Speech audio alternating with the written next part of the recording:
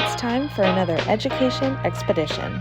This episode brings us to North Clackamas School District, where equity, data, and innovation drive student success.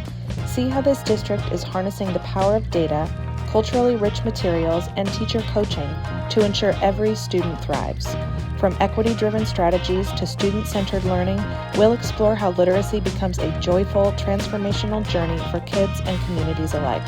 Join us as we uncover the steps North Clackamas is taking to turn reading into a catalyst for lifelong success.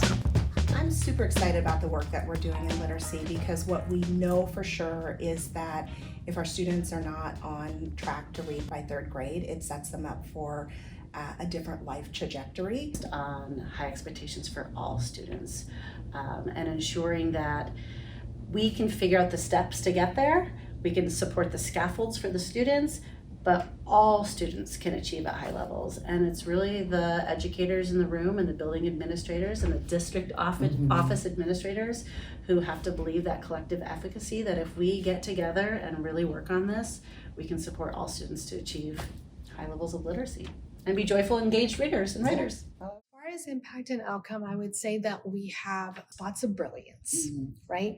Where a group or a grade level team of teachers really use their professional learning communities to look at data, where they're focused on the instructional guidelines, where they're really focused in ensuring that small group instruction is doing well. Those are the places that we see tightness around the instruction, and therefore the outcomes are going. It was evident that we just did not have the results that we needed to have. And so the first thing that you need to do is you need to ensure that you are looking at what you're doing systematically. And so in order for us to do that, we needed to ensure that we talked about data literacy, right? So not only were our schools benchmarking at 3 intervals, but also as a district were we benchmarking, right? So have aligned our assessment with the Oregon Department of Education's work around dyslexia as well. We really have clear expectations for our teachers around benchmarking, when they're going to do that, what happens with that data, and how you utilize that data then to turn around and teach what it is that students need. What does it look like? What do the numbers mean? What does it mean when students are being progress monitored in oral reading fluency? And how might that be different for a student who is an English language learner or a student on an IEP? What are our expectations for growth? We want accelerated growth for our students with IEPs. So our principal team is really looking at this one data point to dig deep and really understand what can they do as a building administrator to influence this data point. And our literacy coaches are supporting that work with principals. And then we go down to the teachers, right? Teachers are also looking at many points of data, but we're really tailoring this year around second grade oral reading fluency. So how does a teacher utilize that data? What are they looking for? What are the supports that they can do with students in their classroom and their teaching to really influence that data point? And then finally, our students are owning that data.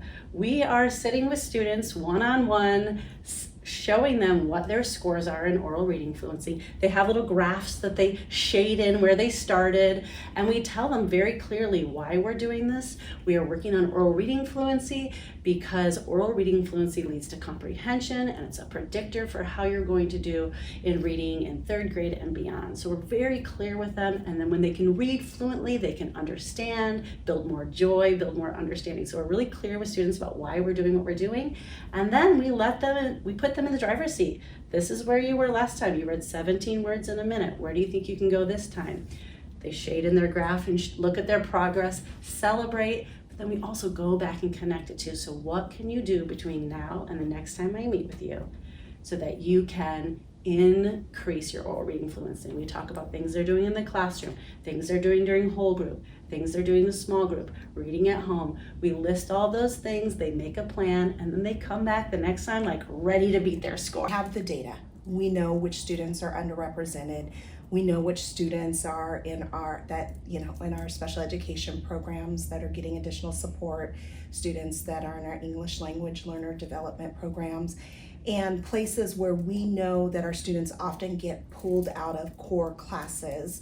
And then they're missing those key components that other students are getting, such as literacy. And so for us, we've really been taking a look at that and what do we need to do to remove barriers so that all students have access to literacy. And seeing ourselves in the books that we read is absolutely essential.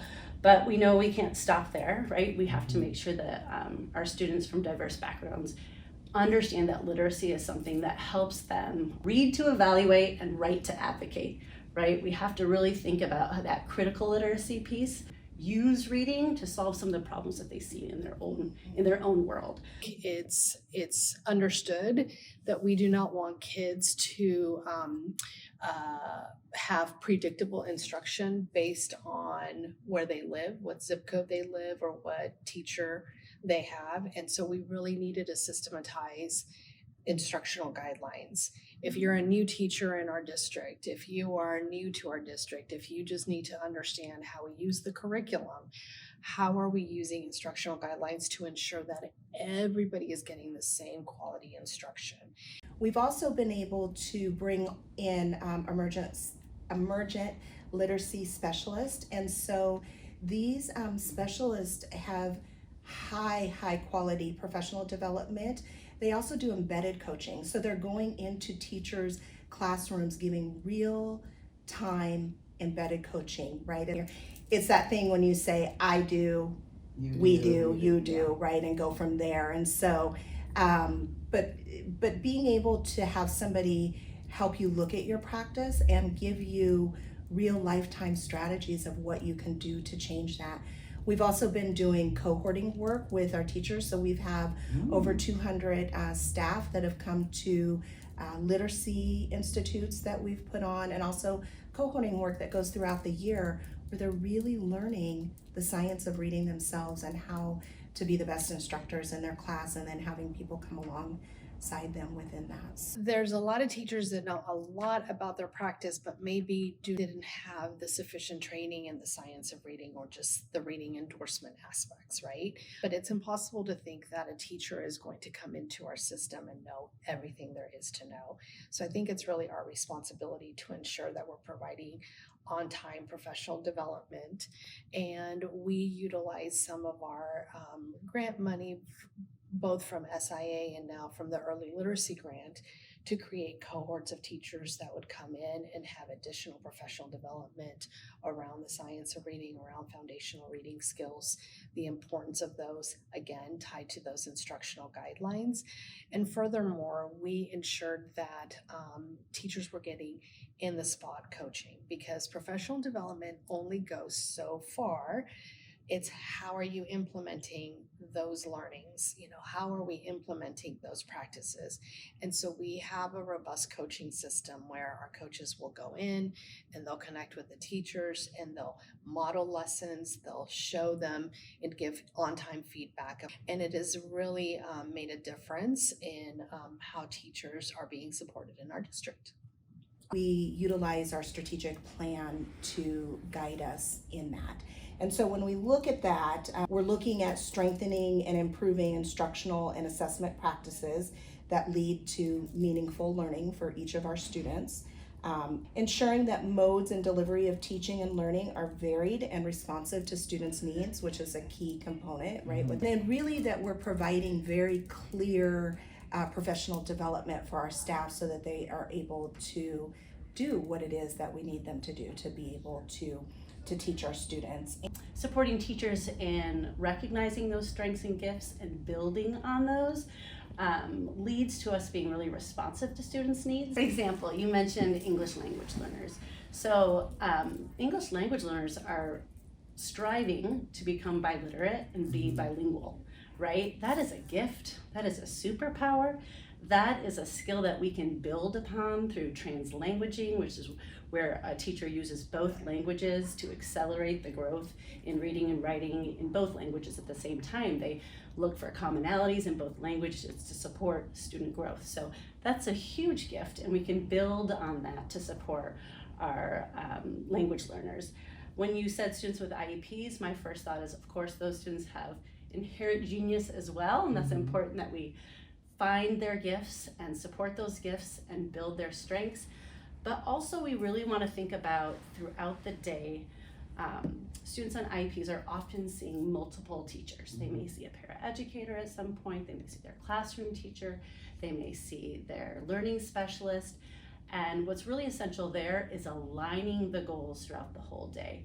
We want to move away from curricular chaos, where students are getting different materials, different goals, different resources, because those students on IEPs often are looking for that line, that through line throughout their learning. And so we need to make that really transparent and obvious to both the student but also the educator, so they're building on what each other are doing. So that is the way that we can accelerate their reading growth so that they can eventually be reading, engaged, grade level, proficient on standards. So we had a student that was behind in reading and didn't like to read because when you struggle at it, right, you don't want to do that when you get home. And he was given some extra, tutoring and some extra one-on-one work and some different things. And his mom wrote to our literacy director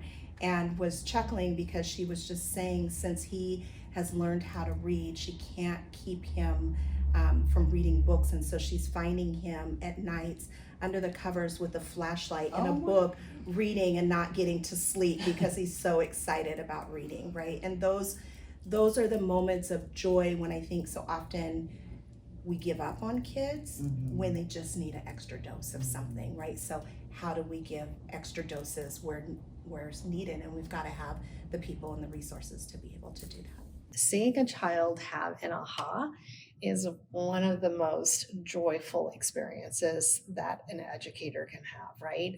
I don't think that there is anything that has ever showed us that a student does not want to be successful. And so our job as educators is to ensure that we're providing that environment where they feel loved, where adults believe in them, and where they're able to have agency about their learning. And when that aha comes, you know that you've done your job. Cake, cup, cake. Put it together. Cupcake. Okay, that's a compound word.